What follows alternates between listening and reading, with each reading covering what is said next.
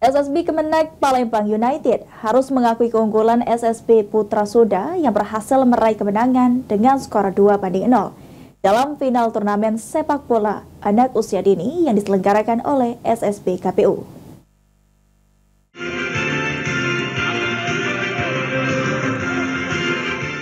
Turnamen yang diselenggarakan di lapangan UIN Raden Fata Palembang ini mempertemukan tim kategori usia 10 tahun antara SSB KPU melawan Putra Sunda. Di awal babak pertama, Putra Sunda terus-menerus menggempurkan pertahanan dari SSB KPU. Serangan yang terus datang membuahkan hasil sehingga terjadi gol dan merubah kedudukan menjadi 1-0 untuk keunggulan Putra Sunda. Di babak kedua, tim Putra Sunda lagi-lagi menggempur lini pertahanan tim KPU. Serangan yang terus-menerus dilakukan membuat tim KPU melakukan kesalahan dengan membobol gawangnya sendiri. Skor menjadi 2-0 untuk keunggulan tim Putra Sunda.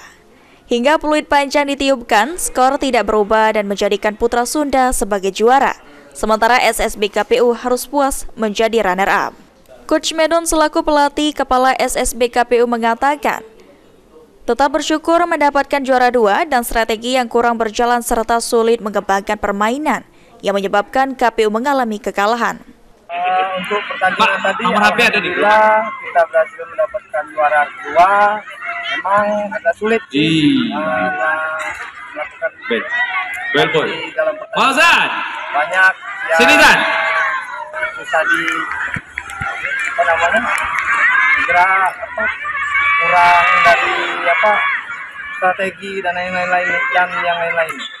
Sementara itu, Coach Putra Sunda Wahyu Hidayasa mengatakan sangat senang dan bangga karena anak-anaknya telah berjuang untuk menjadi juara. Wahyu Hidayasa juga mengatakan bermain taktis dan solid menjadi kunci utama dalam kemenangan dan memiliki target untuk menjadi yang lebih baik lagi. Perasaan senang, bangga atas perjuangan anak-anak. Kalau anak-anak tidak berjuang dengan keras ya hasilnya tidak seperti itu. Ini atas berkat latihan mereka ya hasilnya seperti ini. Terima kasih. Kunci kemenangan. Ridho Ilahi, PAL TV.